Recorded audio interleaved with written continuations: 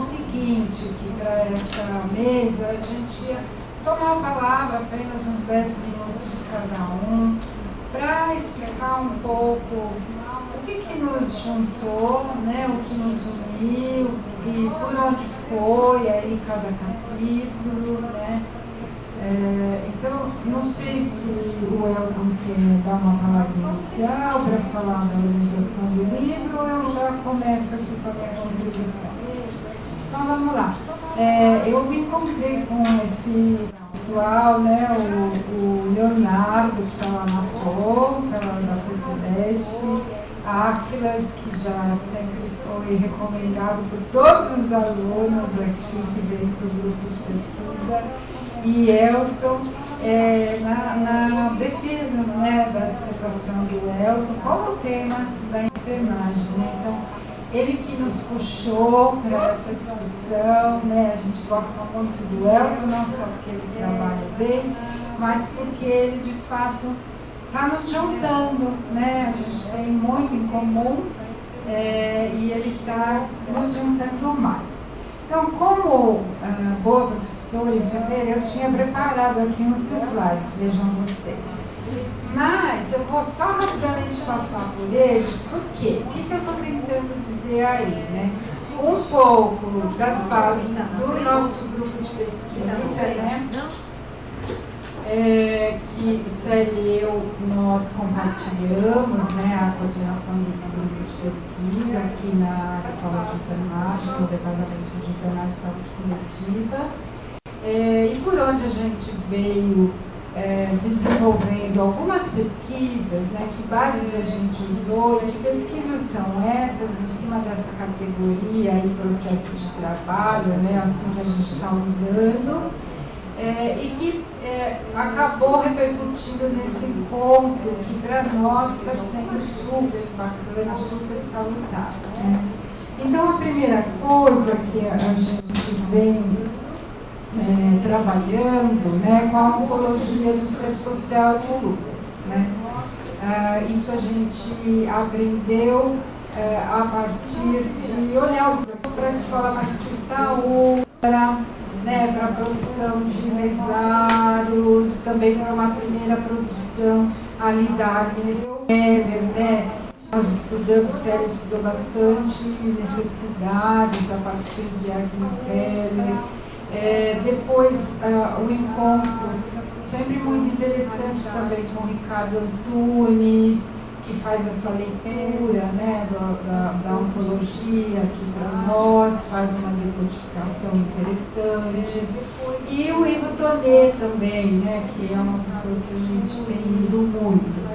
E para nós ficava muito desafiante, né, como é que a gente vai poder encontrar o trabalho emancipador, né, esse que é da criatividade, da liberdade do homem, né, e não esse que é da sofreguidão, do desgaste, da submissão, da divisão do trabalho, da não realização, né?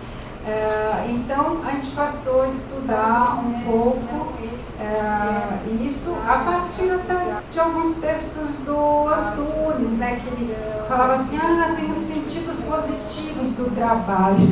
Onde estão os sentidos positivos do trabalho, né? Então, voltar para essa leitura da ontologia do ser social, né, entender o que é essa nossa condição humana, né, como portador da possibilidade de não fazer só reações orgânicas, né? Isso nos ajudou bastante enquanto grupo, né? Bom, mas é claro que a produção capitalista vai colocar nesse trabalho uma inflexão muito particular, né, que é essa. As finalidades acabam sendo diferentes para quem é dono dos bens de produção ou para quem vende sua força de trabalho, né? Então, um está procurando lá no fim do turno o salário e o outro está procurando lá no fim do turno a mais-valia e mais valia, ou mais valor, né, como alguns autores também têm traduzido para o português o termo de Marx, né? Então, já coloca aí uma quebra muito impressionante, né, na possibilidade do trabalho emancipador, né?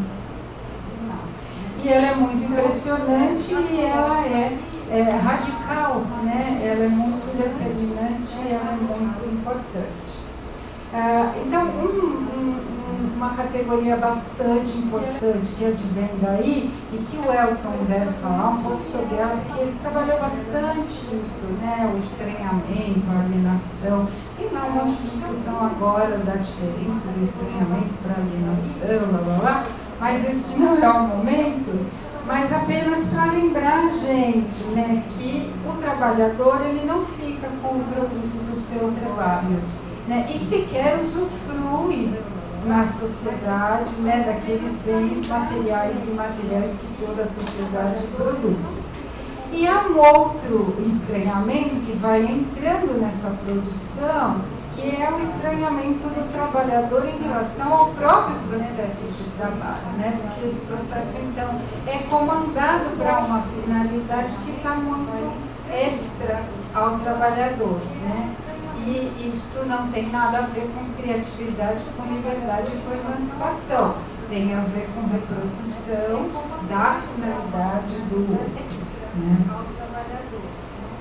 Bom, a gente também está no livro, de alguma forma, abordando aí vários aspectos, né, como que no capitalismo atual há, de fato, uma intensificação enorme da exploração, né, que vai muito além da energia, força física do trabalhador, né, e passa a ser uma exploração intelectual muito maior, né, da subjetividade, como dizem alguns autores.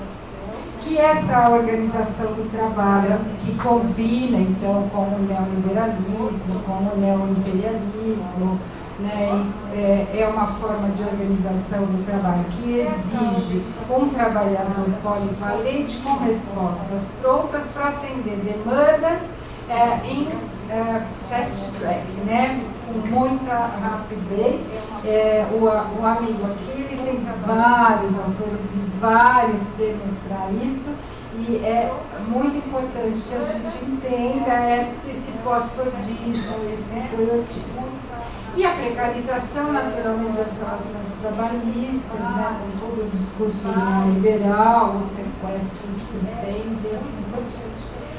Bom, rapidamente, lembrar todo mundo, quem não conhece, conhecer, quem conhece, lembrar, é um autor importante na nossa produção do grupo, né? Quando a gente estuda o processo de trabalho, quando a gente estuda trabalho, a gente vai beber de uma apostila de 1991, que o professor Ricardo Bruno, da Medicina Preventiva, Mendes Gonçalves, fez a pedido de um conjunto de pessoas que dizia: decodifica para nós o processo de trabalho, para a gente ensinar lá no CEFOR da prefeitura, porque os trabalhadores precisam dessa decodificação, a linguagem acadêmica ela é muito melindrosa, né, difícil de penetração. Então, Ricardo, ele, a partir dessa apostila, vai mesmo disseminar um pouco mais essa produção, que vai entrar para muitos cursos, né? Então, o que a gente aprende com ele? Um monte de coisa, mas eu distingui uma, né, que é bastante séria quando a gente pensa no trabalho da enfermagem, né, e no trabalho de qualquer profissional, de qualquer trabalhador, que é o próprio objeto, né? O que eu estou transformando, né? E por que eu recorto aquele objeto daquela forma? Por que o sistema produtivo recorta daquela forma, né?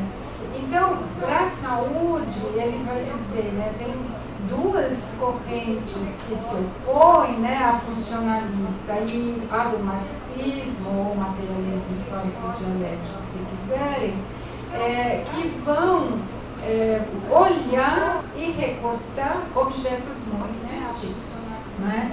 Então, para o funcionalismo, o objeto é a doença, o indivíduo doente, né? Então, ele vai decodificando que instrumentos ele tem. Nós temos a clínica, né? Nós temos a tal epidemiologia dos riscos, nós temos a tal promoção da saúde, né? Que veicula a ideia de como o sujeito deve se comportar para ter saúde, etc. E para o lado de cá, radicalmente oposto, o materialismo histórico vai tomar como objeto as necessidades de saúde. Então, entendidas como necessidades sociais, como necessidades de reprodução social, e não necessidades a partir de problemas de saúde já instalados. E também se retoma a categoria classes sociais, né? Que lá fica individual, né? No funcionalismo. E aqui não. Aqui fica a partir da divisão que o capitalismo faz, né? Os instrumentos, então, são pensados como práticas emancipatórias, né? Como a epidemiologia crítica, como a educação emancipatória. Bom, na enfermagem isso é importante aqui porque pega boa parte aí da produção, né, do Elton, da análise que ele faz e de certa forma, né, acho que depois de mim a Célia deve passar um pouco por onde foi o capítulo da gente propriamente dito, mas de certa forma essa divisão do trabalho de enfermagem que já foi apontada por vários enfermeiros, vários autores, tem sido um pouco ultimamente relegada, como se ela tivesse melhorado, né? Como se a questão das classes tivesse melhorado, né? Daí a gente lembra isso, né? Lembra também que coube para melhorar na parte anual, que é como se tivesse melhorado apenas daí a gente vai dar a sala de aula de coube e eles querem usar que é cobre, né? Há uma atração que vai dar a sala de aula de fazer um instrumento funcionar, né? Eles mas aí que é rapidamente há uma atração que vai dar as pesquisas que o nosso grupo fez. Eles fez aí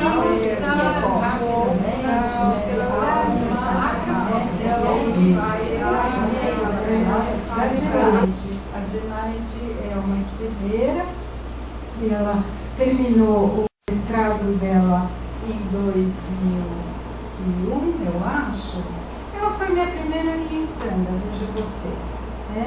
E qual foi o objetivo dela? Ela queria apreender as mudanças ocorridas no trabalho de atendentes de enfermagem a partir da qualificação como auxiliares, né?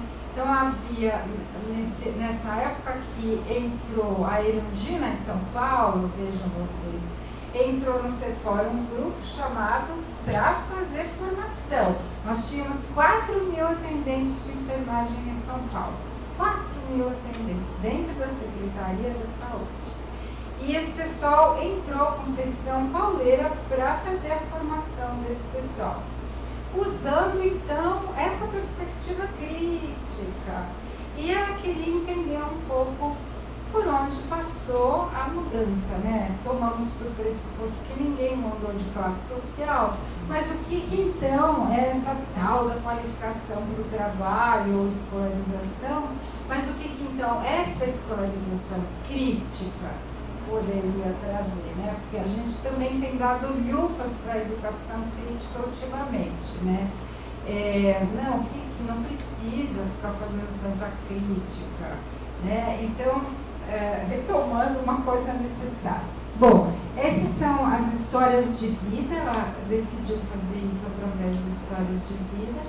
São essas 5 pessoas que eram pessoas que estavam na secretaria como atendentes há muito tempo e que se prontificaram a compartilhar suas vidas conosco. Foi um trabalho muito rico, muito interessante. Bom, conclusão, né? Existe, depois da qualificação, um certo grau de integração social, uma identidade profissional, né, um diploma auxiliar de enfermagem, uma melhoria relativa das condições de reprodução social, né, então as pessoas puderam ter alguma coisa para pôr lá de crédito para comprar a casa no sistema financeiro. Agora, o curso de formação de caráter crítico permitiu algum grau de elaboração sobre os processos de trabalho, né? A gente percebeu isso nessa pesquisa, então não é à toa, não é assim, né? A gente pensa, não vai adiantar nada, adianta. As pessoas saem com uma percepção crítica da saúde, né? Bom, lógico que a gente tem esperança sempre de que isso possa contribuir para estágios do trabalhador, do trabalho criador, fundante do ser social e, no mínimo, crítico, né? O trabalho da Érica, a Érica foi olhar para a participação da enfermagem, das experiências educativas, dos processos de trabalho educativo na atenção básica. Então, quando a enfermeira participava, relatava a experiência, ela ia dar uma olhada, tá? Então, foi uma revisão bibliográfica. E o que ela achou? Lógico, tem montes de resultados nesse trabalho, é um trabalho de calhamaço, que é pesado para debater na cabeça. Mas, assim, para resumir para a gente, né, o objeto vem pré-recortado para os trabalhadores. Pré-recortado por quê? Pela questão do ciclo vital, né? Então, a infância, a adolescência, a juventude, o adulto e o idoso, e pela questão da clínica, né? Então, que tipo de patologia, que tipo de risco, né? Então, é esse objeto que vem recortado, tá? E, por último, talvez o trabalho que tenha nos ajudado mais a perceberem, eu acho que até o Elton leu também, né, e teve alguma interlocução com ele, que é o da Viviane, né? Então, a Viviane já mais atualmente, já tínhamos estratégia de saúde da família no município, né? E ela tentava compreender, então, quais eram as características do trabalho dos enfermeiros que trabalhavam na ESP, né? Então, ela fez esse trabalho nessa região da Sapopemba, Sudeste, tá? Eram 16 unidades de saúde na época, 8 administradas pela Zerbini, 7 pela Associação Saúde da Família, e uma pela SPDM. Acho que hoje deve ser tudo SPDM por lá, não? Bom, é a evolução da SPDM. Bom, o que a gente achou, né? Então, só esses 3 aspectos que eu recortei para pensar um pouco aqui com vocês. Qual é o objeto? O povo pobre, né? Então, eu olho para o povo pobre da periferia. Mas é o povo pobre com algumas patologias, né? Então, é o povo pobre com diabetes, com hipertensão, ou é o povo pobre grávido, ou são as crianças pobres, né? Então, é desse jeito que a enfermagem, né, que foi entrevistada, então ela coloca o objeto do trabalho. Os instrumentos quais são? Consulta, acolhimento, VD, tudo no sentido daquele modelo clínico, né? E, por fim, a organização do trabalho. Aí sim, a gente já acha muito interessante que aparecem muitos traços da organização teoretista do trabalho, né? E isso foi uma coisa que nós não tínhamos visto em outros trabalhos anteriormente, né?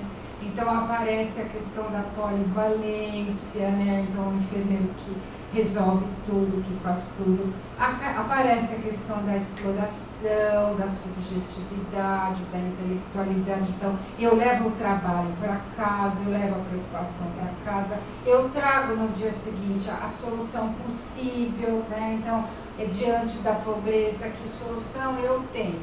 Nenhuma. Então eu vou comprar uma caixa de leite em pó para essa família porque ela está precisando, né? E assim por diante. Então, é isto, né? São traços muito fortes, né? E que a gente vai analisando, a gente percebe, né, que evidentemente isso entra mais pesado porque entra a lógica privada através das OS mais pesadamente para dentro do espaço público. Tá? É isso. É isso, eu queria só trazer isso para vocês. Eu acho que eu falei bem mais que 10 minutos, não foi? Você controlou o meu tempo? Que bonitinho. Ela não volta, né?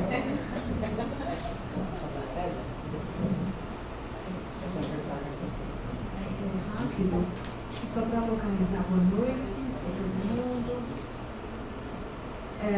Para localizar um pouco, então, a partir, né, desse marco teórico por onde nós passamos, então, pelo capítulo. Então, esse marco teórico na enfermagem como uma referência, né, como nós não apresentamos aqui, não fizemos um levantamento bibliográfico dos autores e autoras que trabalham com esse marco teórico, nos trata disso, mas ela tem um início na década de 80, 1987, por aí, com a publicação da professora Brigitta Castellano, que foi professora do Departamento de Enfermagem e Saúde Coletiva, e ela trouxe esse referencial, então, do Ricardo Bruno, para analisar o trabalho da enfermagem. Né? Então, só para dizer que a gente, né, cita aqui no capítulo, e ela vai mostrando, primeiro, né, a questão que a ciência não é neutra, então, as práticas de enfermagem também vão bebendo do conhecimento, que não é um conhecimento neutro, é histórico, né? Mas a enfermagem, ela, centralmente, ela ficou hegemonicamente, as práticas pautadas pelos saberes da clínica médica. Então, ela tem, eu acho que tem uma questão da gente lembrar sempre que fala-se, sempre quando fala de enfermagem, fala-se da Florence Nightingale, né, como uma figura, e era uma mulher avante do seu tempo, a Florence, né? Uma mulher que naquela época tinha noções de contabilidade, de línguas, de matemática, então era uma mulher que, de fato, para a época, ela avançou muito e foi a primeira, vamos dizer, a primeira mulher na enfermagem que alçou a enfermagem a essa condição de um trabalho mesmo, como ela sistematizou o cuidado a partir de conhecimentos aí, né? Mas, enfim, é isso. Então, a partir daí, para alçar a condição de ciência, várias enfermeiras, né, fizeram o que é chamado de teorias de enfermagem, mas que são, na verdade, métodos de sistematização do cuidado, e que vai buscar conhecimentos aí das várias escolas teóricas. E o pedaço pequenininho é que vai nessa vertente crítica.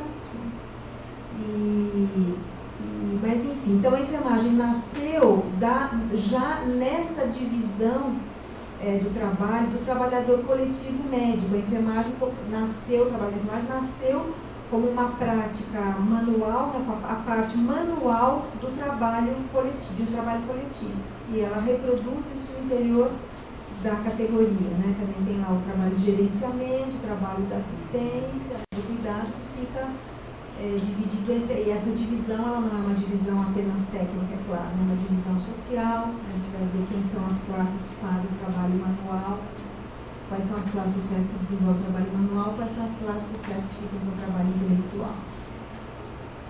Então, a enfermagem ela foi bastante centrada nessa perspectiva mais técnica, manual. A Cássia falou aqui, né, da perspectiva teórica, o que isso significa. Então, quando uma outra coisa, né, que tem uma possibilidade de fazer essa fragmentação intelectual e manual, a ciência a clínica, os saberes da clínica médica são muito favorecedores dessa fragmentação do cuidado. Você consegue cuidar de partes, né? Não é à toa que até o gerenciamento da enfermagem, do cuidado, ele é bastante pautado na perspectiva fordista, anteriorista, né? Cada um faz uma parte. E então é possível, especialmente uma certa categoria, dominar especialmente os instrumentos sem ter a clareza da finalidade do processo como um todo, né? Então é isso que a gente discute mesmo. A Cássia falou da questão da alienação do trabalho, dos desgastes de tantas questões, né, que estão envolvidas aí, e a própria autonomia do trabalho, a criatividade, tudo isso fica subsumida a essa divisão e essa perspectiva de uma reprodução de uma prática pelo domínio dos instrumentos. A gente vê isso no curso de enfermagem também, na formação do enfermeiro. Se você pega o currículo, né, de enfermagem, tem um pedaço grande, uma parte grande, que é bastante voltada à utilização de instrumentos, e uma valorização bastante grande, não que não tem que se fazer, sobre cuidado, não tem que fazer mesmo, desenvolvendo instrumentos, mas sempre por referências, tendo clareza e consciência do conceito que está por trás dessa prática que a gente está realizando, né?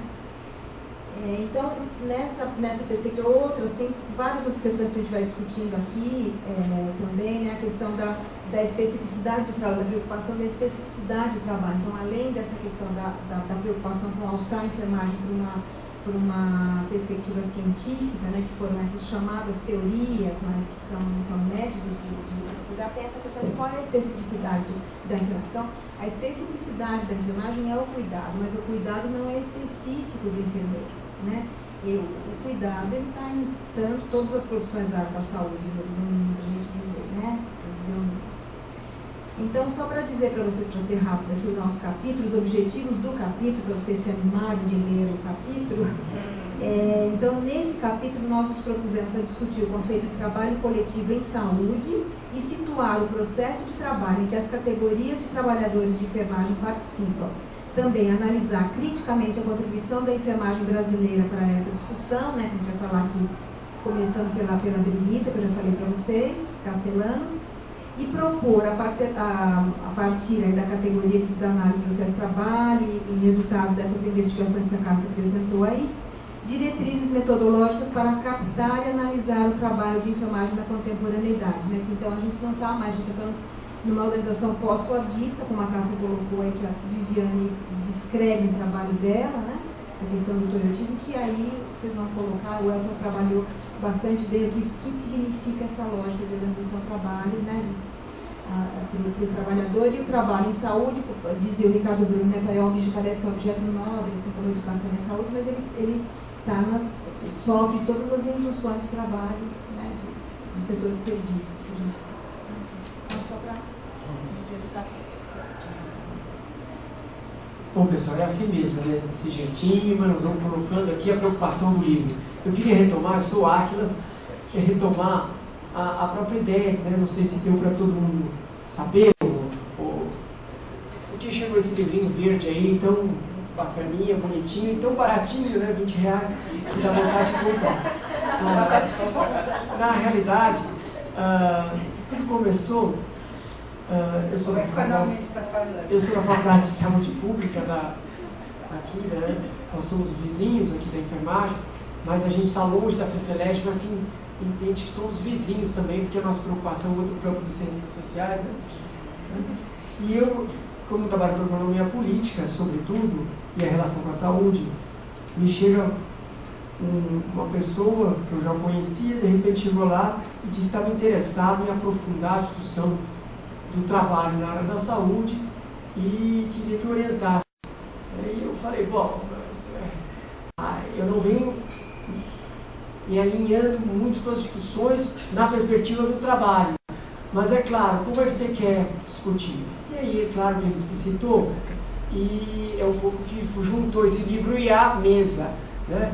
Dizer para vocês que é muito claro, quem olhar só a orelha ou até aqui, né? As costas, que já dá uma síntese, e a Cássia já tocou, tanto a Célia, quer dizer, nós conseguimos reunir a partir do Elton Zaragoza Souza, eu aprendi o nome dele depois, né? Elton Zaragoza Souza, que veio fazer, não é isso? De Souza. Então ele veio fazer o mestrado comigo, e aí nós começamos a trabalhar, que ele disse, bom, eu tenho a preocupação de tratar a questão do trabalho em saúde, não como uma particularidade, claro que todo processo histórico, como eu disse, tem a sua particularidade, mas não uma particularidade que está desgarrado do processo da totalidade do modo de produção capitalista. Eu falei, aí eu me encaixo. E nesse sentido, nós começamos a trabalhar e ele, então, focou, deu até o nome do livro, Foco em Enfermagem, né? Então, trabalho e saúde no capitalismo contemporâneo, o foco em enfermagem. E o Elton começou a desenvolver a sua pesquisa, enfim, realizou seu mestrado, e eu não sei se ficou claro para vocês, a banca é essa que está aqui, né? E aí, quando a Célia não estava na banca, porque não podia, senão a gente tinha incluído, porque só pode o máximo 3, não é isso? Né?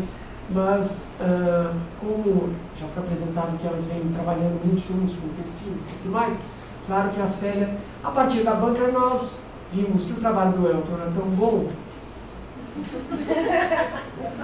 que, na realidade, mereceria a gente, já que foi uma discussão boa na banca, que a gente pudesse nos reunir e aprofundar essa discussão, até porque toda a nossa relação com a temática, seja na saúde, particularmente no trabalho, e no trabalho em enfermagem, partia, como disse a Cássia, de uma perspectiva crítica, né, baseada numa reflexão de todos nós, olhando a saúde dentro do contexto do modo de produção capitalista. E, portanto, né, Marx, para nós, era sobretudo uma referência fundamental no pensamento crítico. Não é só ele, mas ele é fundamental. Então, e nós tínhamos clareza que na discussão de trabalho e saúde, há muito tempo, não se tinha uma produção e reflexões utilizando, sobretudo, tendo como referência principal o pensamento crítico marxista, para trazer uma discussão do trabalho. Então, aproveitamos a banca e aí nos juntamos e vamos fazer um livro? E começou isso. Ele defendeu em janeiro de 2015. Veja que nós somos de uma produtividade. Né? Em janeiro de 2015 se defendeu e nós começamos a trabalhar no livro e tal. Ficou pronto agora, olha só que rapidez. E aí, mas esse é o espírito, quer dizer, foi muito fácil. Mas eu quero dizer isso, sabe por quê? Porque de um esforço, esse a meu juízo, eu queria valorizar isso, como todos aqui valorizam, aqui na mesa. Valorizar esse que é é o verdadeiro trabalho acadêmico. É um trabalho que tem um compromisso a partir de um estudo de um aluno que fez seu mestrado, na discussão da banca, todos deram inclusive sugestões, discussão, e nós tínhamos que socializar isso. E a produção do livro poderia dar essa possibilidade, né? Claro, se a gente vendesse mais, ia dar mais possibilidade. Bom, mas eu estou brincando só para dizer, meus 10 minutos eu já falei 6,5, então falta um pouco. Mas é para dizer o seguinte, foi aí que então nós organizamos dentro da lógica da experiência e das pesquisas e do trabalho de cada um. Então, claro, coube ao Elton, né, que colocou esse carro à frente, e eu como orientador falei, vamos organizar então isso, e aí a gente aproveita os capítulos, né, de cada um com a sua especificidade, na sua discussão, com as suas pesquisas, né, mas com essa relação, sobretudo, da discussão do trabalho e saúde, na particularidade da enfermagem, no mundo, no capitalismo contemporâneo. Né? Então, para mim, a minha responsabilidade coube não só na organização junto com o Elton, né, de juntar os textos, de falar com a editora, é isso que não é fácil. Mas a minha sorte é que todos aqui foram bem compreensivos, que não é fácil você fazer esse trabalho, com a editora, vai para cá, vai para lá, mas enfim, saiu o nosso trabalho singelo, mas com uma qualidade nessa discussão. Eu tenho que falar isso, porque a gente não vê esta forma, essa perspectiva muito contemporaneamente no campo da saúde coletiva.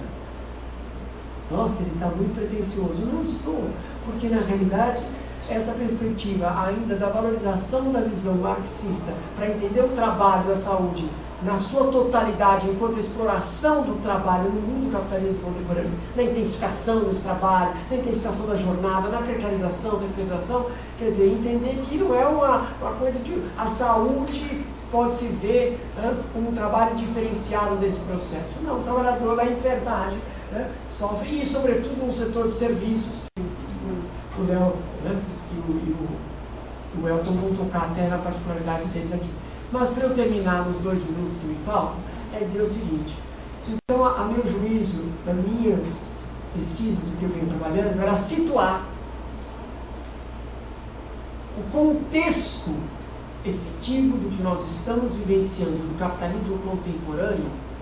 Olá, chegou a tempo, não? Chegou a tempo. No momento que eu estou falando.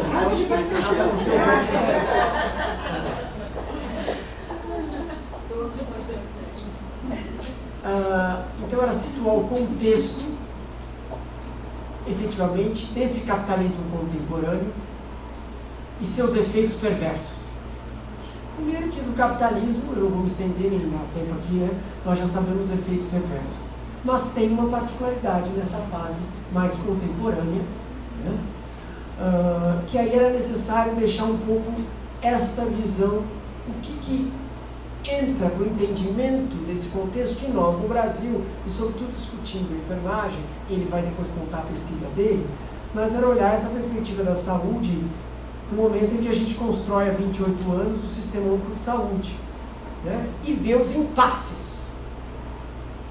Mas antes, talvez, até de entrar nos impasses especificamente da saúde, localizar os impasses no que diz respeito aos direitos sociais trabalhistas, né? Do trabalho, né?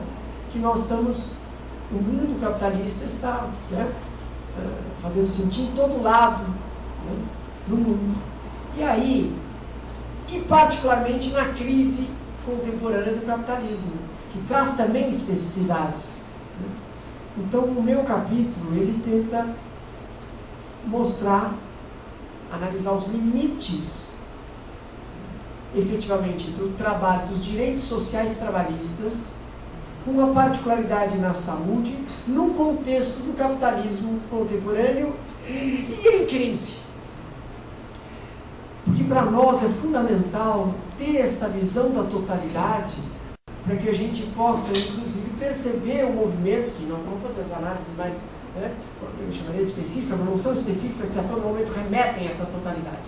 Então, para terminar, eu então faço uma discussão sobre tudo como é que o capitalismo contemporâneo, e aqui eu vou simplificar, por isso leiam, está muito interessante o capítulo, consegui fazer em tantas páginas essa abordagem, mas na verdade foi um esforço nosso, de mostrar, sobretudo, no capitalismo, contemporaneamente, a literatura já vem cansada de trabalhar, mas sobretudo da literatura marxista, um capitalismo onde o movimento do capital é liderado pelo capital portador de juros, que o Marx trata, vulgo capital financeiro. E é claro que a perspectiva desse movimento do capital, que leva às crises, portanto a crise do capitalismo, como Marx nos traz, sempre uma crise de superprodução e sobreacumulação, mas que tem a sua particularidade na sua história, nesse momento contemporâneo, mas que é a causa indireta desse capitalismo, porque ele gera crises, eu vou localizar isso muito rápido, nós nos apoiamos na visão fundamental da lei tendencial da queda da taxa de lucro de Marx, e para simplificar, como é que o capital, então, enfrenta seu processo de tendência da queda da taxa de lucro e busca, nesse momento, lucros em outra órbita dentro do movimento do capital, mas na órbita especificamente financeira e na monta, portanto, os lucros fictícios. E claro que o capital não vai permitir chegar a sua taxa de lucro a zero. Portanto, o próprio Marx já nos localizava as contratendências.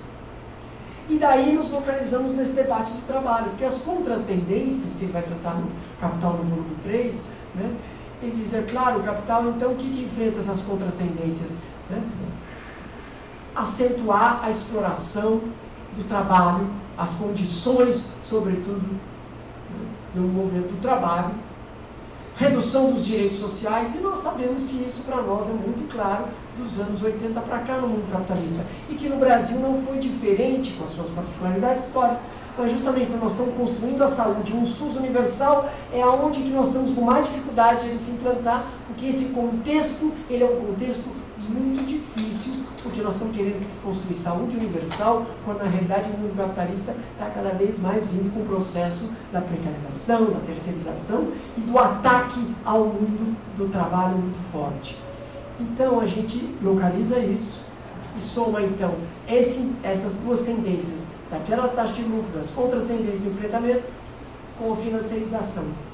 Localiza isso para depois entrarmos especificamente, que não dava para tudo, como essas mudanças tão recentes nos direitos sociais trabalhistas, e aí há uma seção do capítulo que chama atenção, recente, 2015, o governo Dilma. Então já, nós precisamos localizar isso no processo, não dá tempo, no capítulo e tal, então nós preferimos localizar isso mais recente e já mostramos as famosas 664, 665, as medidas provisórias que viraram leis, que vai pegar sobretudo, né, no ataque ao auxílio-doença para os trabalhadores, no ataque à pensão de mortes, nos vários direitos sociais que já estão sendo engolidos, eu costumo sempre brincar essa palavra, abocanhados pela insaciabilidade do movimento do capital e, sobretudo, do financeiro. Então, para que a gente possa entender o trabalho em saúde, aí, a última parte, eu localizo isso, então, uma saúde, particularmente o SUS, que nem recurso tem por conta desse movimento, e, portanto, nós estamos vendo aí o que isso impacta no processo de trabalho, no processo, sobretudo, da realização de saúde. Olha, o capítulo está legal, são 32 páginas, mas é gostoso de ler, e eu, além de me apoiar na questão, claro, como todos os autores aqui, marxistas, mas eu, rapidamente, para quem não é iniciado, porque esse é o nosso papel, dizer o seguinte, mas essa é uma visão que a gente se apoia. Mas rapidamente tem duas outras visões que estão em voga no mundo, que eu termino aqui, no mundo, para enfrentar a crise. Como entende a crise, depois para pensar como enfrenta. Então, num parágrafozinho eu localizo, vocês já vão reconhecer, né, a visão oficial, a visão não simplificar do pensamento neoclássico, mas isso não é simplificar. Então tá bom, do pensamento neoliberal, que entende que a crise é um excesso, agora é simplificar, eu ponho lá, né?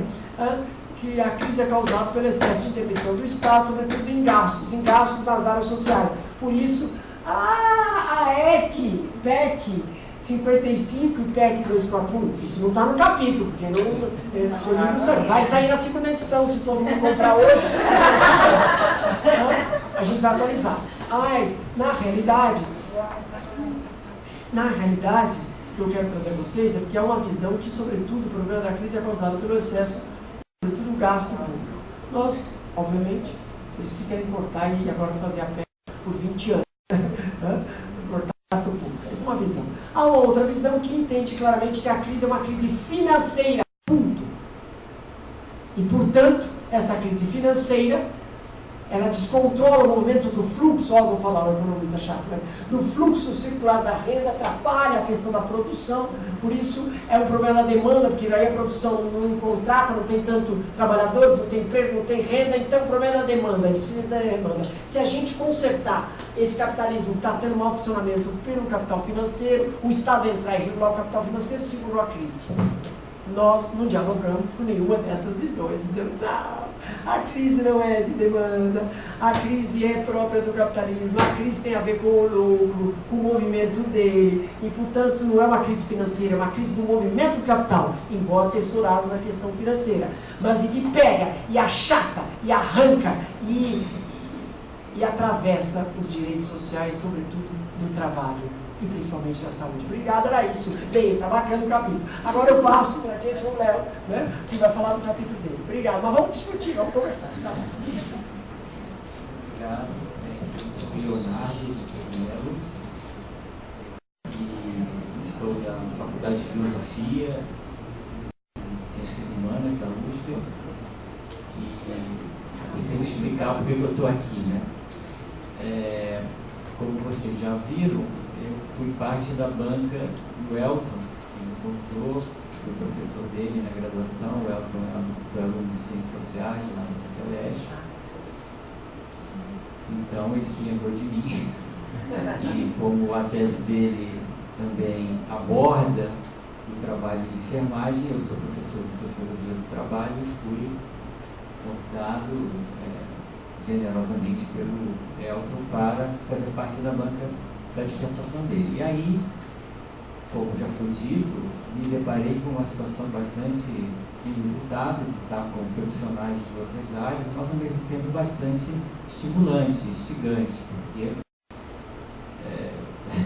vamos dizer assim, para falar de um jeito mais popular, rolou uma interação na banca, né? E nós fizemos um debate muito interessante, muito bom, né?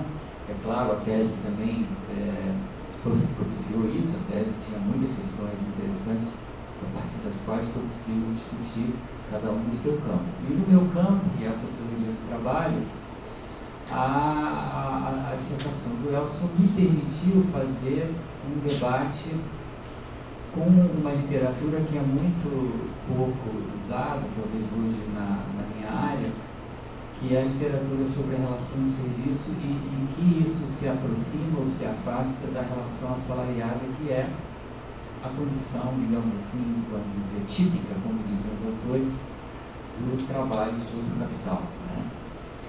Então, confessando para vocês aqui, eu diria que eu agradeço a oportunidade da banca de fazer um debate, que foi, na verdade, um ajuste de contas, né, com as pessoas da minha área. Então, é preciso dizer que eu aproveitei, digamos, oportunisticamente um pouco a oportunidade que o material do campo do Elson propiciou para fazer um debate que é talvez mais teórico que propriamente um debate empírico, enfim, se detém muito com a questão da enfermagem ou do cuidado da enfermagem no sentido mais estrito. Eu explico, né? O capítulo está dividido em 5 partes, né? A primeira parte eu faço um debate sobre a diferença entre o setor de serviços e a relação de serviços. Nesse capítulo eu explico, procuro fazê-lo, né, a diferença entre você falar setor de serviços e relação de serviços, são coisas diferentes. O setor de serviços, a gente sabe aquilo que tem a ver não com a transformação manufatureira, industrial, né, dos produtos, mas tem a ver com o processamento, com o acompanhamento, digamos, em outras esferas da produção que não propriamente da produtiva, né? Existe muito debate sobre qual é o papel do setor de serviços no capitalismo, se ele é estrutural, se ele é complementar, se ele é secundário, enfim. Existe uma certa também taxonomia, digamos assim, do que seria o setor de serviços comparativamente com os setores primário, secundário e terciário, quer dizer, ele se aproximaria do setor terciário nesse sentido, né? E, enfim, mas eu não entro nesse debate, né? Eu apenas localizo essa discussão para chamar a atenção que eu não estou preocupado muito com essa relação, com essa questão, e sim com a relação do serviço. Na sessão seguinte,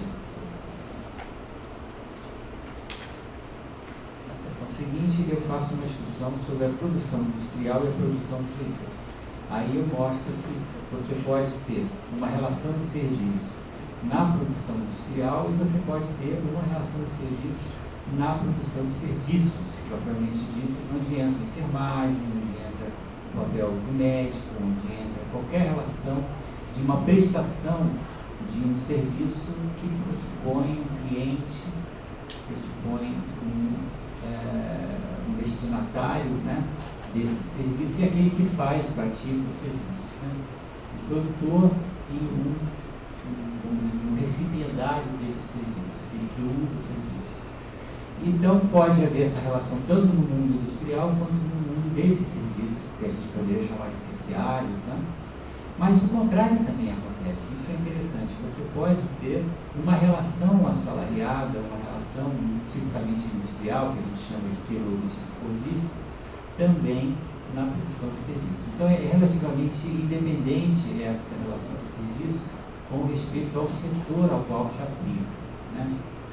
É interessante isso porque a gente tende, na nossa maneira de pensar um pouco assim, automática, de relacionar, por exemplo, a organização do trabalho, a organização científica do trabalho, que é uma outra maneira de chamar o terrorismo e o politismo, com a produção industrial e a extensão disso para outros setores. Então, por exemplo, um livro muito influente nos anos 70, né, o livro do Harry Braverman, O Trabalho e o Capital Monopolista, que é um marxista, foi, né, muito importante, que, digamos assim, recuperou essa discussão sobre o processo de trabalho na teoria marxista. Ele propunha isso, ele tinha essa ideia de que haveria uma espécie de disseminação dos princípios da gerência científica, que era outra palavra para designar o terrorismo, dos serviços, né, nos escritórios, nos bancos, nos setores médios, nos setores do serviço público, setores esses que a gente estuda, da medicina, da enfermagem, das coisas que estão por fora do trabalho industrial. Eles seriam contaminados pela lógica da gerência científica. Então, isso é uma forma quase automática da gente pensar e a gente acha que isso é uma coisa não é problemática, mas é, porque, como já foi mencionado aqui na mesa, nós estamos vivendo um período do capitalismo onde esse tipo de padrão de organização de trabalho não está mais correspondendo ao tipo de empresa que é produtiva, que é a empresa que, enfim, que está em linha com as exigências de acumulação, né, e de rentabilidade. Ela não aplica mais, ou pelo menos não aplica apenas esse tipo de organização do trabalho baseado na linha de montagem, no trabalho prescrito, na segmentação das tarefas, né, na linha de montagem fixa, etc. E tal. Ela pode usar isso, mas combinado com outros métodos de trabalho. Algumas características já foram mencionadas pela Cássia aqui, né, onde há uma mobilização da subjetividade do trabalhador que não acontecia no modelo terrorista. Então, isso é um ponto importante a frisar, porque isso embaralha um pouco essa antiga certeza, talvez, que a gente tinha de que haveria uma tendência, né, automática de disseminação do terrorismo de serviços. Não é bem assim, né? Então, como eu disse, pode acontecer de a relação de serviços estar alinhada nesses setores terciários, mas ela também pode estar alinhada nos setores industriais, que é uma coisa interessante de perceber. Mas então, o terceiro ponto do meu capítulo é a relação de serviço propriamente dita. Então, o que consiste isso? Desenvolvendo aquela ideia que eu falei, que é uma relação que pressupõe alguma coisa que é feita, que o cliente demanda, que a pessoa faz, mas cuja característica importante é que ela não pode ser estandardizada, ela não deve ser uma coisa que se repete, que seja sempre igual e que seja padrão, né? Essa característica da relação de serviço que destoa completamente com o que é demandado de uma produção do tipo terrorista. A produção do tipo terrorista ela tem como característica o fato de se basear em desenvolvimentos em que só existe uma maneira mais eficiente de realizar a função. É aquilo que o termo chamava de only best way, é a melhor maneira, é aquela. Ele estudou, ele cientificamente provou que é a forma que demanda menos tempo, menos esforço e os trabalhadores deveriam realizar, né? Então, é aquela que tem que ser repetida. Na relação de serviço, isso não está pressuposto. Na verdade, você não pode dizer que uma pessoa que faz um serviço no sentido de cuidar de alguém, por exemplo, pode fazer de uma forma repetível, né? Igual, exatamente igual. Ela pressupõe um certo acordo entre quem faz e quem recebe o serviço, né? Que não é exatamente, como eu disse, comparável, né? Então, essa variabilidade inerente a essa relação de trabalho é o que eu estou chamando de relação de serviço, que os autores, em geral, chamam desse nome também. Aí, na terceira parte do capítulo, eu faço uma breve, tudo isso é muito breve, tudo isso não tem muita profundidade, assim, realmente foi uma grande digressão que eu fiz, tanto é que o capítulo tem até um nome bem engraçado, as pessoas que olharam acharam graça. O capítulo chama-se assim, Trabalho de Enfermagem como Serviço. comentário de espaços de caráter geral e fatos relevantes de caráter particular. Ou seja, são realmente comentários de espaços de caráter geral e os fatos relevantes ficam em função do material que eu encontrei lendo a dissertação do Elton. Então é bem isso, quer dizer, é como um trabalho bem feito, empiricamente fundamentado, permite.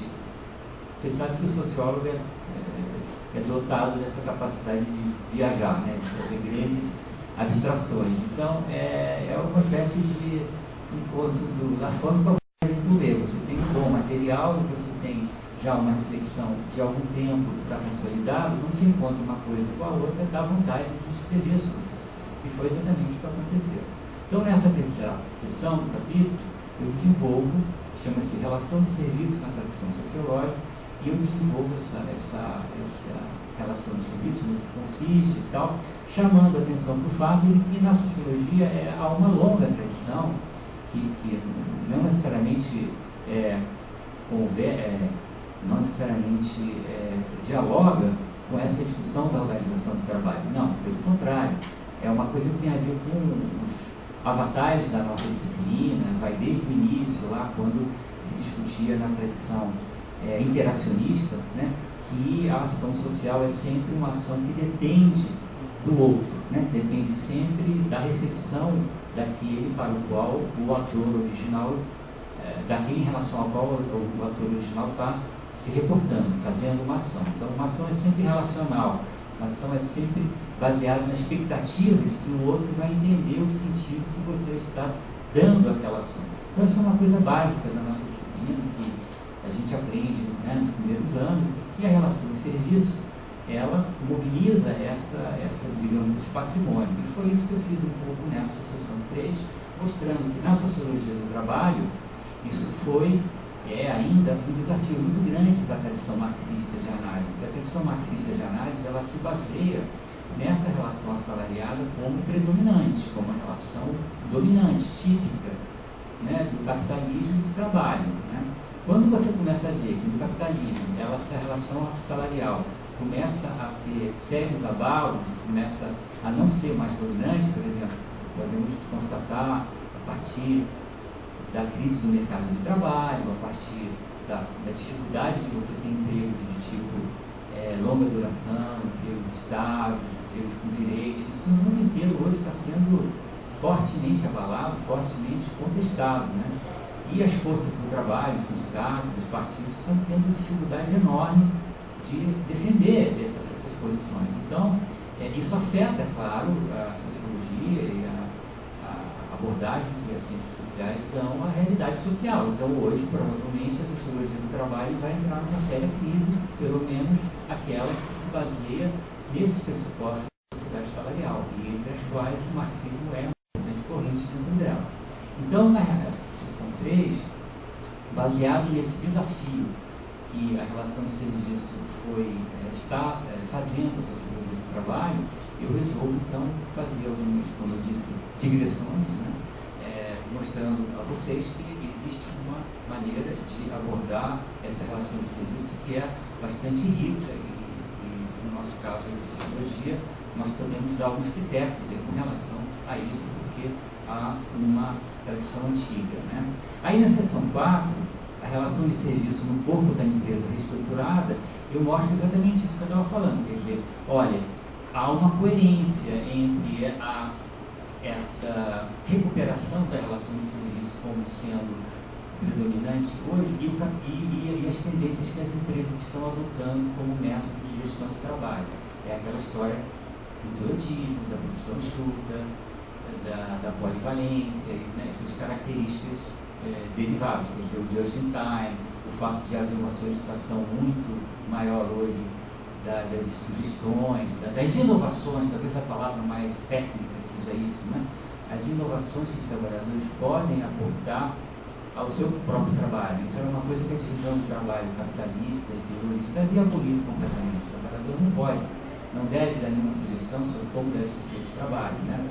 Mas esses novos métodos de trabalho estão fazendo de alguma forma isso. É claro que isso significa uma autonomia, uma emancipação nada disso, mas a gente tem que ver essa mudança, entendê-la e procurar interpretá-la, por que as empresas estão fazendo, se existe uma forma de exploração, como é que ela se dá. É esse um pouco o meu, digamos assim, incômodo com as teses, que eu não diretamente discuto aqui, mas está um pouco subentendido, as teses que falam simplesmente numa precarização do trabalho, numa conversão do trabalho de serviços a um trabalho interiorizado. Então, quer dizer, dizer que todos esses trabalhos de cuidado, de coisa, são teorizantes, né, ou são teorizáveis, né? E eu fico um pouco assim achando que é muito reducionismo isso, né? É preciso entender, eles vão falar, mas a exploração do trabalho, veja só, o teleatendente que tem que falar com o cara do telefone em tantos minutos e usar certas respostas padrão e tal, tudo isso não é um terrorismo, Leonardo? Sei, aparentemente sim, mas é preciso também levar em conta que se o cara dá uma informação errada, se ele fala uma coisa que é absurda, ele não prestou um serviço, rigorosamente não foi feito um trabalho, né? O cara simplesmente fez uma coisa que é uma sabotagem, tá certo? É claro, vai ser punido, vai ser demitido e tal, mas a rigor não se pode dizer que isso seja um trabalho prestado, né? Um trabalho que vai ser prestado tem que ser feito alguma coisa, você pode fazer de um jeito mecanizado, pode fazer de um jeito relacional, mas você não pode não fazer, né? Isso, nenhum direito vai ficar do lado do trabalhador se for provado que ele fez uma sabotagem, tá certo? A gente reconhece a sabotagem como uma forma de resistência, é uma coisa diferente, é uma resistência, há vários exemplos disso. Ontem mesmo na aula que eu estava dando, foi um rapaz que foi operário da Ford, do Canadá, fazia um relato, tá? Que foi fazer uma palestra e ele estava falando das formas de sabotagem que ele fazia na linha de montagem. Você fica de cabelo em pé, puxa, mas ninguém era punido, não tinha nada, a gente fazia, mas era escondido, ninguém nunca pegou, mas se pegasse era processo, era para rua, mas isso tudo bem, era uma maneira de reagir à intensificação da linha, uma maneira de reagir à desumanização do trabalho, mas não era um trabalho, quer dizer, o serviço, você pode ver essas manifestações das operadoras de telemarketing como uma resistência, mas isso não pode ser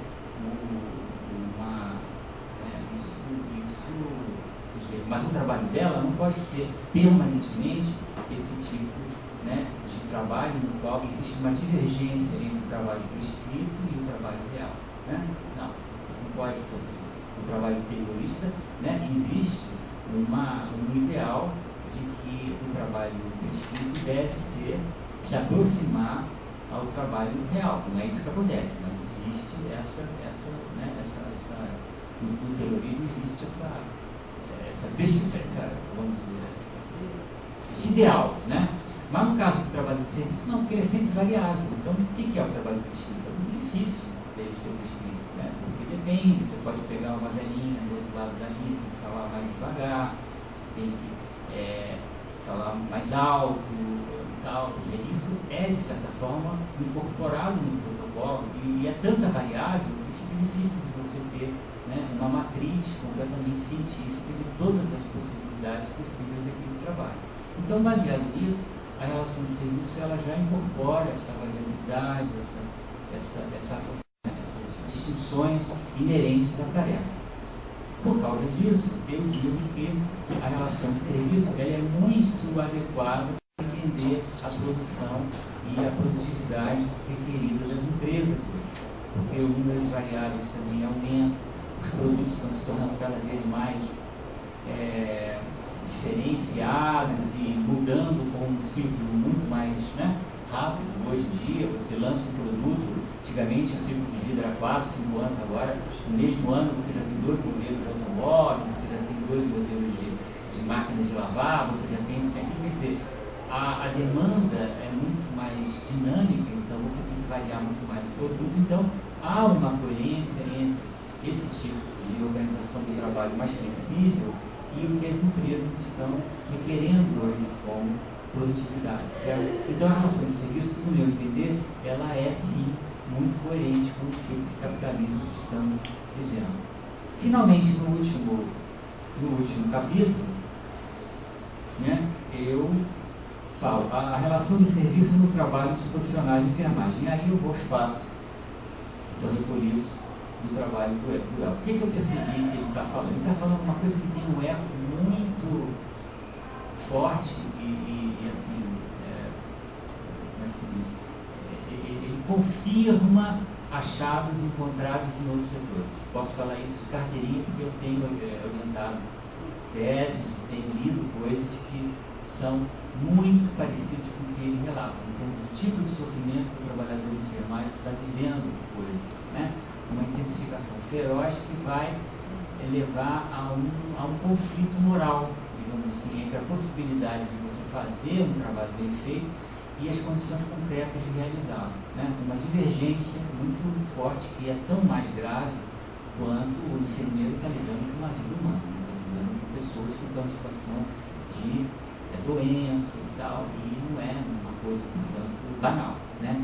Então, essa situação na qual você se vê tendo que fazer várias coisas ao mesmo tempo, sem ter material, sem ter condições concretas para isso, tendo que encarar as queixas das pessoas e considerando que as queixas são legítimas, sem poder dar uma resposta a elas, muito parecido com o que acontece no serviço público, nas funções educacionais, nas funções de saúde, nas funções em que você lida com o público, mesmo naquelas que não são muito qualificadas, como essas que eu falei, do atendente, do teleatendente, do telemarketing, né? São relações humanas, né? E, claro, quando você não tem alguém diretamente olhando nos olhos, é mais fácil de você ter um movimento de abstração, né?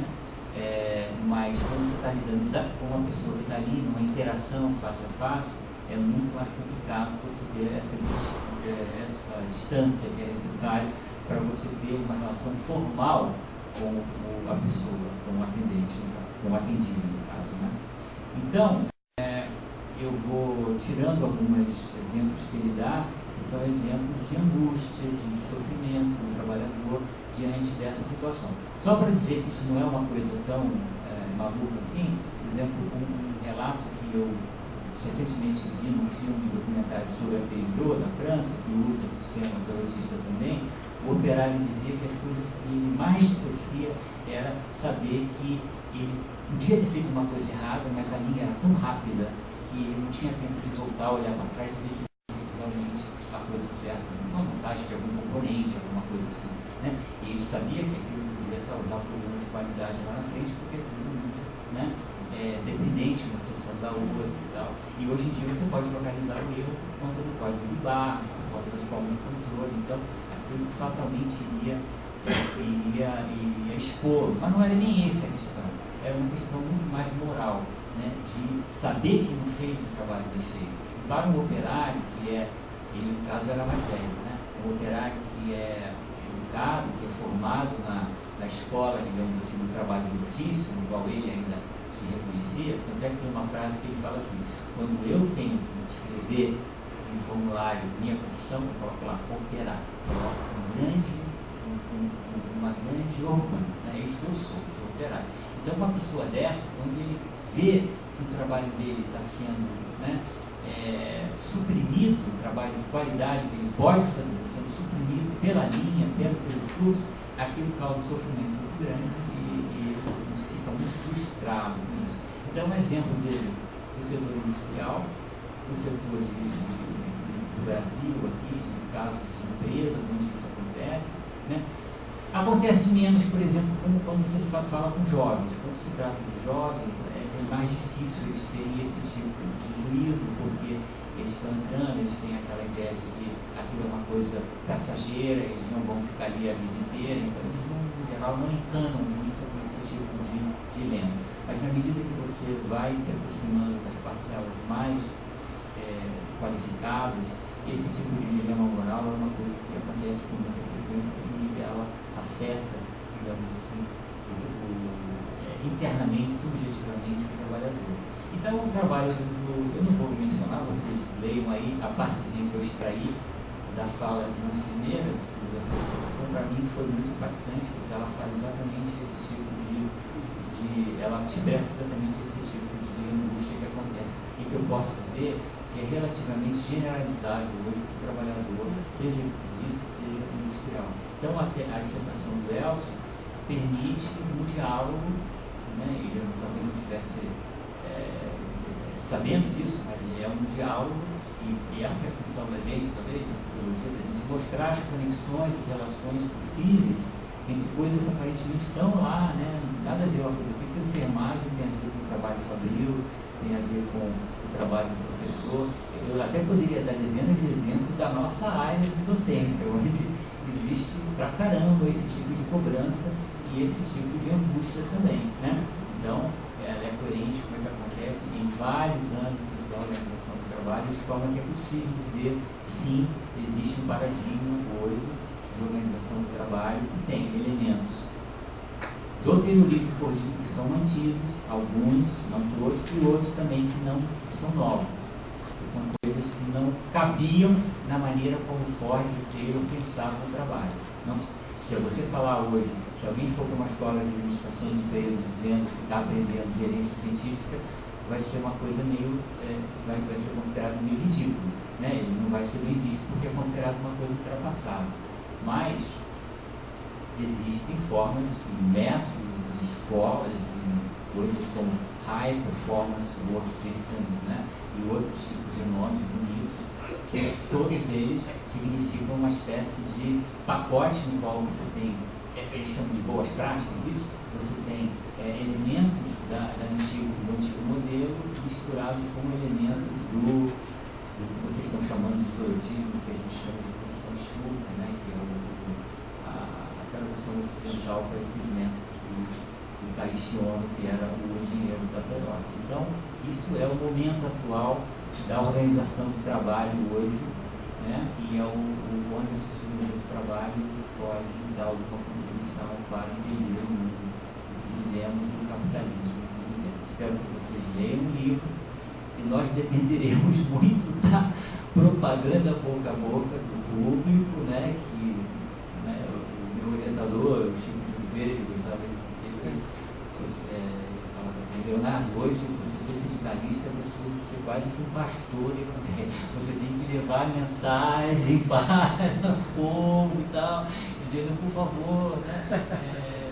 organizem aí no seu lugar, no seu local de trabalho. É muito difícil conseguir adeptos hoje. Então, usando a metáfora do Chico, né, em relação ao que fazer hoje para organizar o trabalhador, eu diria para vocês, vocês apreciaram a forma como nós tratamos dessa questão, né? Vão para frente, façam as pessoas comprarem o livro, lerem o livro e divulgarem. Isso será a melhor retribuição que nós podemos ter por esse trabalho que fizemos aí de, né, participar do projeto do Elton, que acabou dando isso, tá bom? Muito obrigado.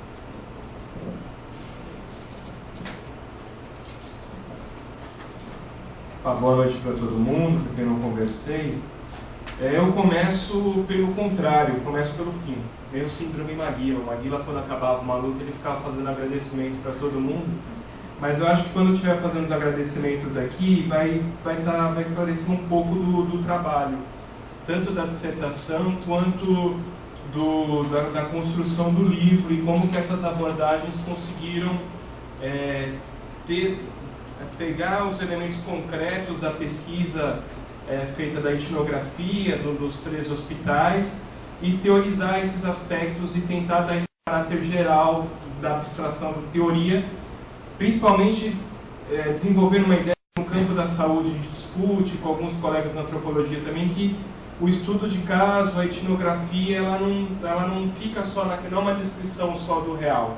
Ela não é só uma percepção do que os agentes relatam, mas aquilo ali tem a ver com a vida social, com a realidade social, com a constituição histórica. Então, primeiro agradecimento são para os trabalhadores da enfermagem, porque a ideia do projeto, da dissertação, surge quando eu estou fazendo um curso de disciplina Sociologia do Trabalho e estou militando com nem enfermeiros, auxiliares e técnicos de enfermagem, para barrar um processo de terceirização de um hospital público. Foi ali que eu tive o acesso da noite mal dormida, do duplo vínculo, do cansaço, da história de erros na camaradagem de quem está militando junto. A história de erros, estava muito cansado e errei. Quando eu vi a medicação estava errado. E eu, sem entender patavina, e estudando a teoria do pós-Fordismo, da acumulação flexível, do toyotismo, falei, opa, tem algum vínculo aqui. E já tinha uma relação com Atlas, e estudando a questão da financiarização e como que o subfinanciamento da saúde, eu falei, em algum momento a gente vai achar um nexo aqui. E entra o segundo agradecimento à banca, ao Leonardo, porque grande parte da bibliografia da Sociologia do Trabalho advém das disciplinas que eu realizei com ele, das nossas conversas. Ao Atlas, a teoria da financiarização, ela já muitas vezes a gente discute a questão do capitalismo contemporâneo, capitalismo financeiro, mas às vezes aparece um nível de abstração e a pessoa fala, mas o que é isso na prática? Eu acho que na prática do trabalho em enfermagem a gente conseguiu chegar. Essa discussão toda, o que é isso na prática? Na prática, ela vai ser a intensificação, mas não só a intensificação, mas ela vai ser o adoecimento, que o pessoal chama agora de burnout, né? Mas o sujeito frita, não é burnout? O sujeito tem a síndrome, tá no centro, mas assim, o que o cara frita, o cara ele fica por tanta situação de estresse, mas aqui é o que a gente trabalha como fluxo tensionado, por toda uma constituição do Estado e do capital do período. E a Cássia, a Célia, quando estava fazendo eu chego na enfermagem, e diferente da bibliografia do trabalho em saúde, eu não começo a estudar por um interesse conceitual do trabalho em saúde, que grande parte da bibliografia começa pelo trabalho médico, caracterizado historicamente como um trabalho protagonista, mais qualificado, detentor do poder de diagnóstico, e toda a discussão que a gente faz sobre a medicalização da sociedade e o poder tanto corporativo ou o poder médico no processo de trabalho. Começa pela enfermagem porque eu fui estudar um hospital. E como que você vai estudar um hospital sem dar relevância para esse sujeito coletivo, essa quantidade de pessoas que trabalham tantas horas e fazem aquela máquina funcionar? E aí, na hora que eu estava chegando aí, no meio da dissertação, que foi o foco na enfermagem e tal, e aí a Cássia e a Célia, no primeiro momento a Cássia falou assim, olha, nossa, o trabalho é bom, me deu um alívio, eu falei, eu não estou falando bobagem. Deu um alívio grande, falei, não estou falando bobagem, isso aqui tem relevância. E com o passar do tempo, e aí o terceiro agradecimento são os colegas da enfermagem que trataram de uma forma muito generosa uma abordagem que eu não tinha noção que a abordagem não era uma abordagem tão presente, mas foram muito generosos em dialogar com uma abordagem que muitas vezes entra em desacordos, entra em discussões com as abordagens presentes próprias da enfermagem, mas que nesse sentido em nenhum momento teve qualquer ranço de corporativismo e foram muito receptivos e muito generosos. E esse livro é um pouco o resultado disso, e a inclusão do livro e da dissertação nas emendas de bibliografia tem a ver com isso, e isso me deixa muito feliz, agora não só por não ter falado bobagem, mas por estar dialogando e desenvolvendo.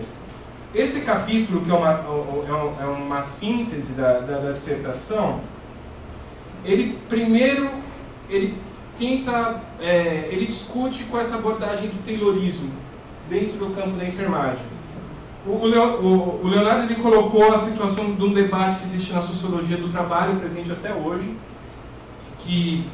dessa questão da tendência da desqualificação geral e da hegemonia do Taylorismo para todas as atividades econômicas, mas na enfermagem essa situação ela tem uma outra configuração, talvez por causa da lei de exercício, talvez por causa da formação.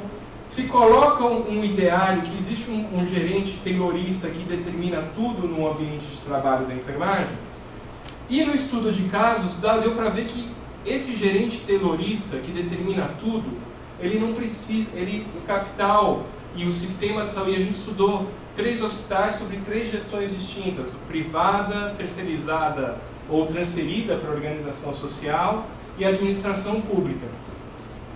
Você tem uma dinâmica de trabalho com uma quantidade tão grande de procedimentos, tão grande de pacientes, com tanta necessidade de cuidado, com poucos profissionais, que essa intensificação, e aí eu pego sempre o exemplo que eu utilizo do Jean-Pierre Duran, que é o professor que teorizou essa leitura do pós-Fordismo.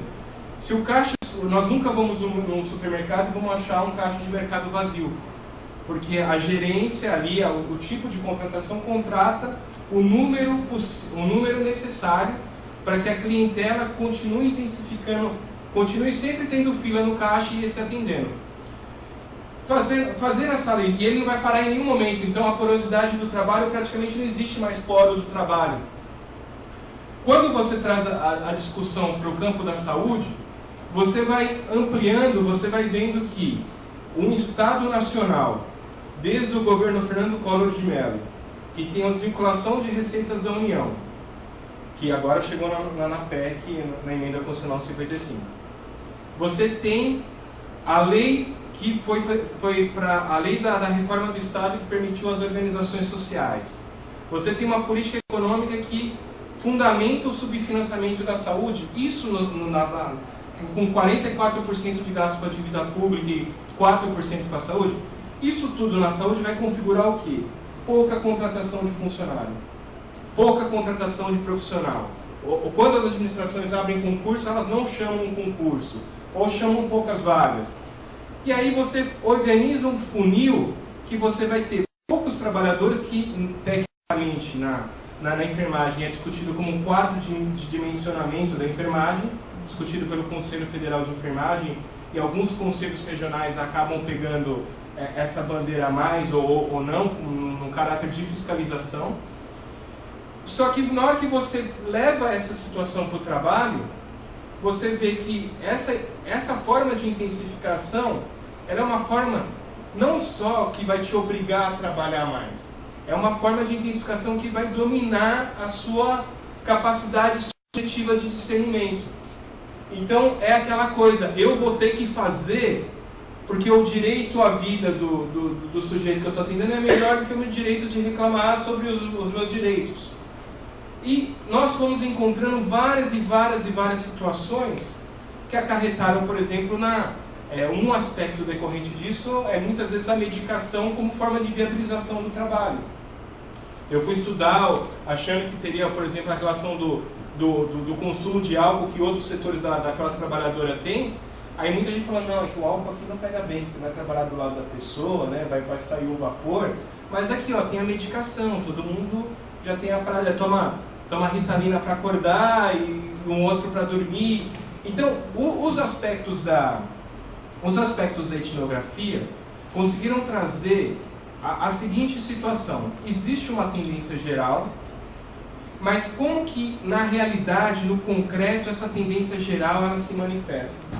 Eu acho que esse é por mais que as concepções teóricas e as concepções de teoria social sobre o trabalho, elas são fundamentais passar por esse pressuposto, eu acho que o caminho da etnografia, porque você não vai ter uma visão de trabalhadores das categorias de enfermagem, nem uma visão reducionista, nem uma visão estereotipada, você vai ter uma visão ampla. Então, por exemplo, de você conversar com uma enfermeira e falar, olha, eu passei por um processo de assédio moral, eu não conseguia ver roupa branca, eu não conseguia passar nem com ônibus na frente do hospital, foi um processo muito grave, eu fui para o psiquiatra, um processo longo, um afastamento, depois eu voltei, e isso num determinado momento da entrevista, nas perguntas iniciais. Aí você passa um tempo, aí você pergunta, e qual a sua opinião sobre a organização social e a empresa que você trabalha? A empresa é ótima, a empresa é muito boa, eu e outros familiares conseguiram emprego. Aí você que está fazendo a análise, você fala, olha, essa trabalhadora passou por essa situação toda e ao mesmo tempo vê, mas ali você não está tendo uma visão romântica da classe trabalhadora, você não está tendo uma visão reducionista, você não está tendo uma visão que esse sujeito histórico terá que cumprir um papel da transformação social, você está tendo a visão exatamente de qual que é a subjetividade desse setor social, como a dinâmica da organização do trabalho contemporâneo ela impõe determinados, e os sujeitos eles acabam se apropriando disso e dando significado para isso. Então você tem história no pior pronto-socorro que nós atendemos, a pessoa fala assim, eu adoro isso aqui, eu gosto da adrenalina, e a pessoa se realizar por aquilo. Mas você vê no histórico profissional dele, ele foi trabalhador infantil aos 9 anos de idade. Aí você consegue ver que a classe trabalhadora brasileira ela passa por um contínuo de sofrimento e acaba encontrando a formalização no emprego de enfermagem. Então existem vários e vários elementos, não só da nossa percepção teórica de colocar os elementos da economia política, do capitalismo financeiro e mostrar eles na prática, colocar o tema da organização do pós-fordismo, que o taylorismo existe. Acho que essa discussão, o taylorismo, várias e várias plantas de produção, vários procedimentos, elas têm base no taylorismo. Porque o taylorismo, ele condicionou e ele influenciou depois o final do século XIX e o século XX como um todo. O nosso controle do relógio, a gente controlar toda hora do relógio, isso é taylorismo. Só que agora, uma outra situação, a quantidade de coisas que a gente tem que fazer contra o relógio, de grosso modo a gente diria que isso é o taylorismo, o pós-fordismo ou a acumulação flexível. E que está presente na área da saúde. Existe muito na área da saúde a necessidade, visto o potencial humano relacional que essa área, da transformação dessa prática, desse trabalho. Eu acho que a gente tem que apostar nessas vias, contudo, sem ignorar uma relação social, histórica, geral, que ela não é determinista.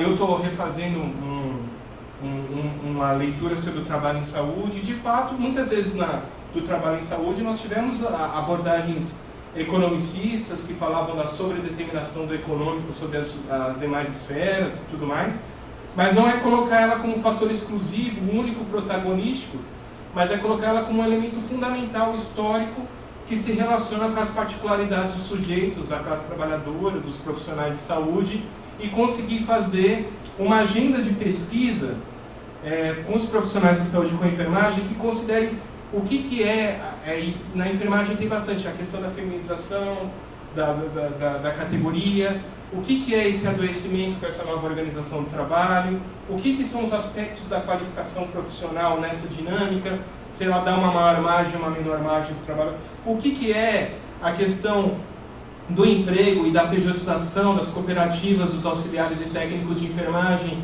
e essa situação, qual é a relação com os sindicatos e com os conselhos. Então, existe uma gama de situações reais do trabalho real que é possível a gente atingir com pesquisa, que vai conseguir fazer com que perspectivas teóricas que têm diferença consigam chegar a pontos comuns e consigam chegar a um patamar crítico que a situação e a realidade exigem.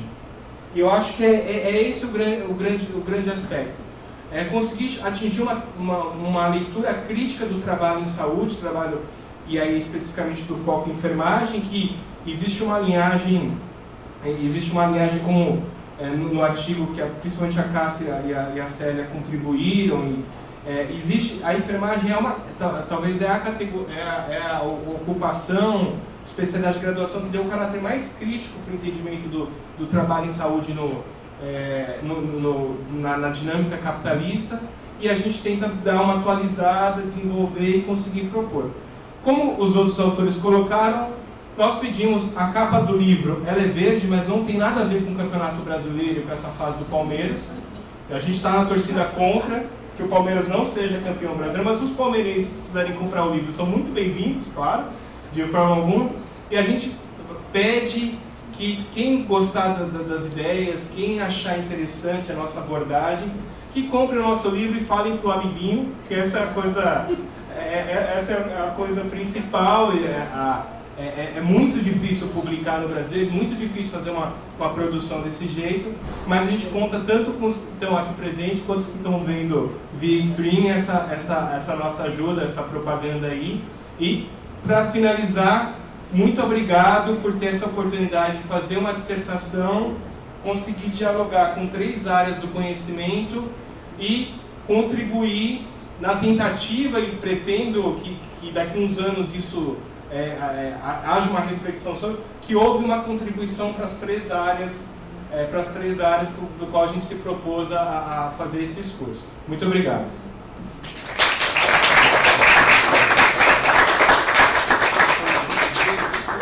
O Elton está aqui passando para mim, porque ele disse que eu sou a dona aqui do pedaço, eu tenho que dar um encerramento. Mas eu queria ver se alguém aqui do pessoal quer falar alguma coisa.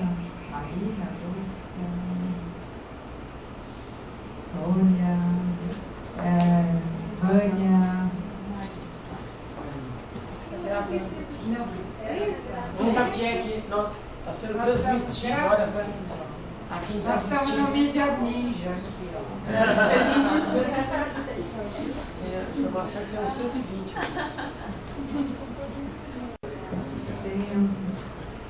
Eu queria só...